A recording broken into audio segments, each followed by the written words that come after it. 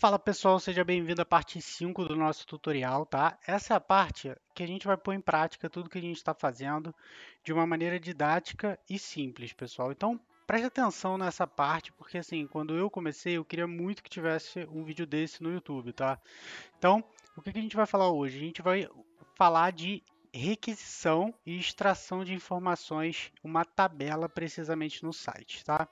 Então, eu coloquei para vocês aqui a URL que a gente vai utilizar para fazer a extração, tá? A gente vai entrar nesse site aqui e se vocês notarem, logo que eu abro esse site, eu já encontro uma porção de tabela, tá, presente. E é exatamente essas tabelas que eu quero extrair, tá? Antes de extrair a tabela, eu preciso dar uma analisada nelas. E é importante a gente fazer uma diferenciação clara aqui para você não ficar perdendo tempo no YouTube. Tá, o que aconteceu comigo? Eu vou dizer a minha experiência para vocês. Eu comecei a fazer alguns web scraping, tal, aprendi como é que fazia, comecei a tentar implementar algumas soluções no trabalho e eu queria partir daqui para uma tela de login, por exemplo, tá? Então a gente precisa distinguir duas coisas. Uma coisa é o GET request, é uma requisição que você faz do qual você não tem que informar nenhuma, não tem que passar nenhum formulário adicional para o servidor, tá? Por quê? Existe um protocolo, né? Você pede a informação para o servidor, ele te devolve, mas às vezes você tem que pedir a informação e entregar um formulário para ele, tá? Nesse caso, só o simples fato da gente ter entrado nesse site já deu para a gente todas essas informações. A gente não teve que logar em algum lugar, algum acesso especial para poder obter essas informações, tá? Então tá, tendo claro isso, tendo ficado clara essa distinção entre uma informação onde eu simplesmente entro numa página e eu já obtenho, é diferente de uma informação onde eu tenho que fazer, caramba, gente, está rodando aqui, onde eu tenho que efetivamente acessar uma página restrita, um acesso específico dentro do website, eu tenho que informar login e senha, isso é um outro tipo de requisição.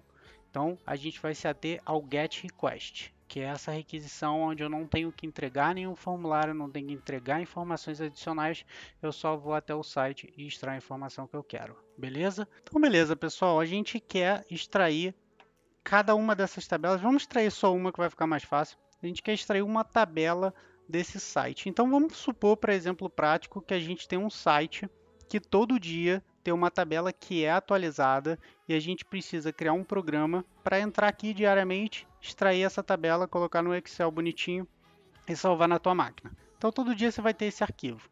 Primeira coisa que eu tenho que fazer é entender esse HTML. Lembra que a gente falou do HTML?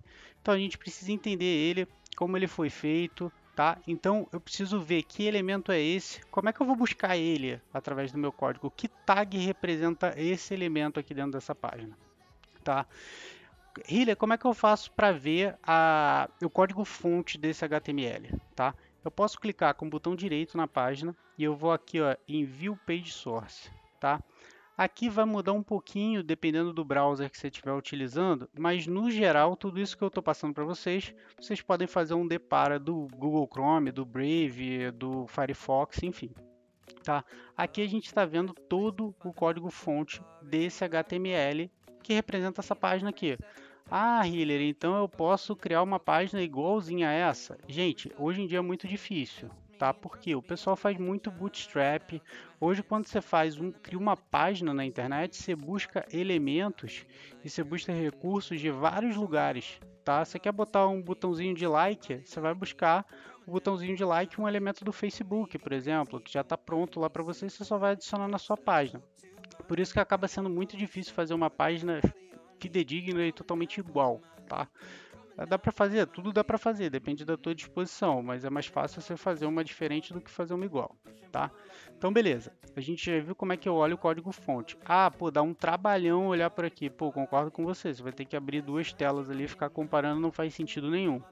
Então, o próprio browser te dá uma ferramenta de desenvolvedor que normalmente se abre utilizando o F12, tá? Você pode vir por aqui também nas suas configurações, dependendo do seu browser, mas no geral o F12 vai resolver seu problema. Tá? Eu vou aumentar um pouquinho aqui para que a gente consiga ver. Vou tirar minha cara daqui, tá? E vamos começar a inspecionar essa tabela aqui, tá? Como é que a gente faz para inspecionar? eu venho nesse botãozinho aqui, olha, que é tipo um mouse clicando aqui numa telazinha, vou clicar aqui. A partir do momento que eu clicar, aonde eu colocar o meu mouse, ele vai me dar a referência do HTML. Então, por exemplo, esse elemento aqui, ele está nessa minha tag TD, tá? Nessa minha classe aqui, e a informação é exatamente essa aqui. Olha que legal, se eu mudar isso aqui, ó, 20 e der Enter, ele vai mudar esse meu elemento aqui, percebeu? Olha, fico olhando para cá, tá em 20 agora, vamos supor que eu bote 25, ele vai mudar aqui para 25. Então eu estou alterando o HTML que está sendo demonstrado para mim no browser, e isso já está alterando o meu código fonte, fazendo com que a página seja vista de uma maneira diferente. Então beleza, vamos voltar aqui para a inspeção. Eu sei que esse elemento está dentro dessa tag, tá? Eu sempre começo do elemento mais baixo e vou subindo o elemento para eu ter uma noção do mais básico para o mais geral, tá? Então, dentro dessa tabela, isso é representado pela tag TD. Ah, Hiller, e se eu for para a tag TR? Vocês vão notar que a tag TR ela é um bloco, tá, que contém cada um dos elementos das colunas. Olha, eu tenho a TR aqui, se vocês notarem, ó, quando eu coloco aqui meu mouse em cima da TR, ele já ilumina para mim a linha toda. E aí, quando eu desço, olha aqui, eu consigo fechar e abrir essa tag TR, e dentro da tag TR eu tenho cada um dos elementos. Ah, beleza, eu quero ir para o nível mais acima, como eu faço? Ó, cada linha é uma tag chamada TR, tá? Eu vou fechando as tags aqui, então tem 1, 2, 3, 4, 5 linhas, tá? Beleza, e tenho o corpo dessa tabela, ó. Tem uma tag que se chama tBody, que ela traz todo o corpo da tabela, tá? Tem uma tag chamada thead também, que é só o nome da coluna, tá? E tenho uma tag chamada table, tá? Representada por essa classe aqui, ó, table fixed nutrition table e tal, que ela pega a informação toda. Então tá, pessoal, eu tive que quebrar um pouquinho a cabeça aqui para saber como é que a gente vai extrair essa informação, porque da maneira como o HTML foi formatado, então novamente fica claro para vocês que não tem receita de bolo, fica muito difícil de eu garantir que eu peguei exatamente a tabela que eu queria pegar. Vamos supor, se vocês notarem aqui, a tag que ele está utilizando para fazer a tag mais abstrata possível que a gente pode utilizar para extrair a informação se chama section, tá? E a classe é nutrition, tá? Mas isso ele faz e repete para todas as tabelas existentes. Então, se a gente descer aqui, a gente tem uma outra tabela, tá? E aqui a gente tem uma outra tabela, tá? Mas, poxa, eu quero a tabela, por exemplo, do especial do chefe. Hiller, como é que eu vou fazer para garantir que o especial do chefe não passou a ser a primeira tabela? Porque se eu utilizar elemento, por exemplo, falar para ele, pega a segunda tabela dessa página. Cara, se ele mudar a ordem, me ferrou, como é que eu faço? O que eu pensei em fazer? Eu estou reparando aqui que o chefes special, por exemplo, o especial do chefe, ele também está sendo representado na tabela como o nome da primeira coluna aqui. Então, se eu quero essa tabela, eu vou ter que fazer um check depois que eu extrair isso aqui e perguntar para o meu código. Na minha primeira coluna, eu tenho esse nome como o nome lá do cabeçalho, aí ele vai dizer sim, é esse. Então, eu garanti que eu fiz a extração da tabela correta. Beleza? Então, vamos partir para o Jupyter. Beleza, pessoal, vamos para o nosso Jupyter aqui. Eu vou dar um zoom para vocês. Vamos lá. O que a gente primeiro precisa fazer? Import request. A gente já sabe qual biblioteca a gente vai utilizar, tá? Deixa eu fechar meu WhatsApp aqui para ninguém ver as minhas conversas, nem pipocar aqui. Então, a partir disso, eu vou abrir uma sessão. Uma sessão é como se eu estivesse abrindo um browser, tá? Então, vou abrir uma sessão de request, tá? Eu estou colocando essa prática para vocês, apesar de não ser o que a gente tem visto aqui nas partes anteriores. Por quê? Lembra lá no começo que eu falei para vocês que tem requisições que eu tenho que fazer e que eu tenho que passar formulários para o servidor? Então, esse tipo de sintaxe, essa apresentação de código que eu estou fazendo para vocês, vai ser importante lá na frente para vocês quando a gente for falar de login, etc. e tal. Então, já vamos adotando isso como prática, tá? Então, eu abri uma sessão utilizando a minha biblioteca request, eu vou me referir a ela sempre como S, quando eu quiser utilizar ela, tá? Eu vou criar uma variável chamada URL aqui, e eu vou dizer exatamente a URL que a gente vai querer extrair as informações, tá? Tendo colocado isso aqui, eu preciso ir lá e extrair. Então, eu vou botar extract info, tá? Como é que eu faço isso? Eu vou me referir à seção que eu criei, então S, lembrando que eu coloquei aqui, tá? E eu vou utilizar o método chamado getRequest, tá? Vou abrir e fechar parênteses, tá? E vou posicionar meu mouse aqui. O que que eu preciso passar de parâmetro aqui? Eu vou passar a minha URL como parâmetro, tá? Eu vou utilizar um parâmetro chamado verify, tá?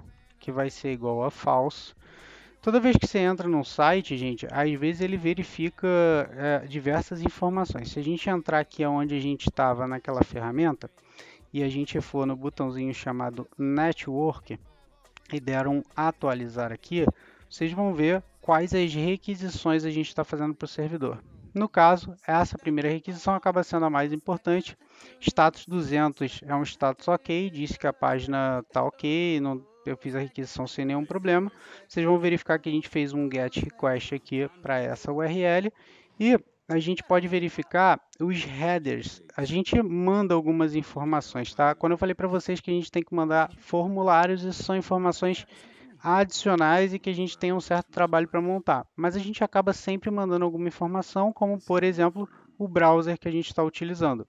Eu estou utilizando o Firefox e estou utilizando o Ubuntu Linux. Então, quando a gente faz a requisição, o meu browser está informando para o servidor onde essa página está arquivada, tá?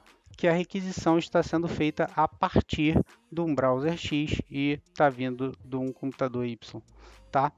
Então, se vocês notarem, ó, a response, que é o que o servidor me entregou, porque eu faço um pedido e ela me entrega esse pedido que eu fiz, né? É exatamente a página que a gente está querendo, beleza? Então, muitas vezes vocês vão tentar fazer uma request e o cara vai reclamar dizendo que vocês precisam informar, porque ele vai reconhecer que basicamente você está fazendo um script porque você não está mandando header, você não está mandando uma porção de coisa que ele está querendo. Então, vamos dar uma enganada nele aqui. Vamos botar my headers. Vamos utilizar um dicionário, tá?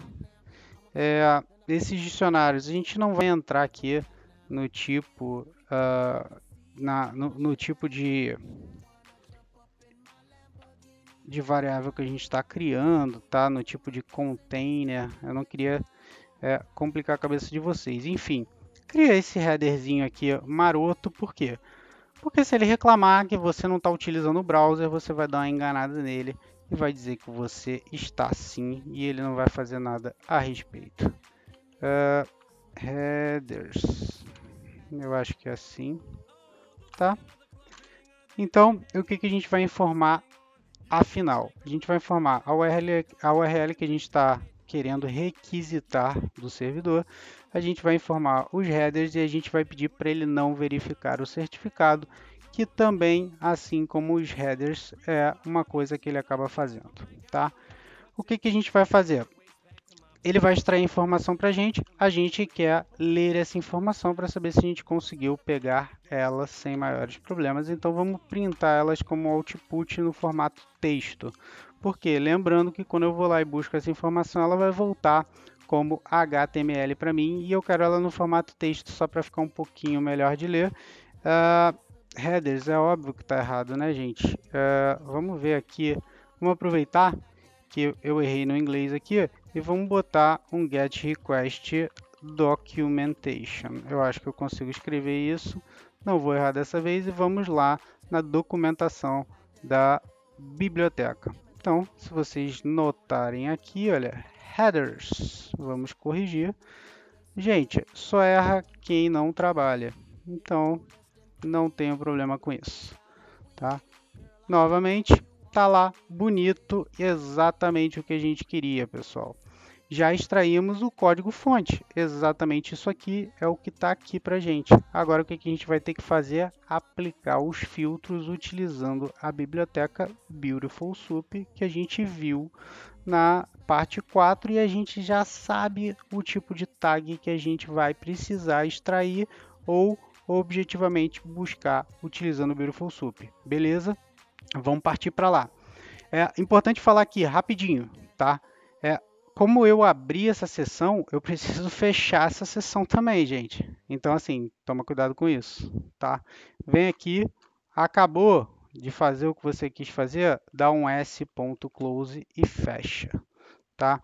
Por quê? Se essa sessão ficar aberta, não é muito legal, não é muito bacana. Então, sempre lembre-se de abrir uma sessão, vou fechar a sessão, tá? Não vai mudar nada para a gente, a informação continua vindo. O que a gente vai fazer é aplicar a extração aqui dessa linha para baixo, tá bom? O print é importante para a gente utilizar ele como ferramenta de ver o que a gente está fazendo. Então, toda vez que eu quero conferir o que está sendo feito, eu uso um print como forma de output, tá? Senão você vai ficar tentando fazer a coisa aqui, você não sabe nem o que o código está fazendo e você está achando que está fazendo certo.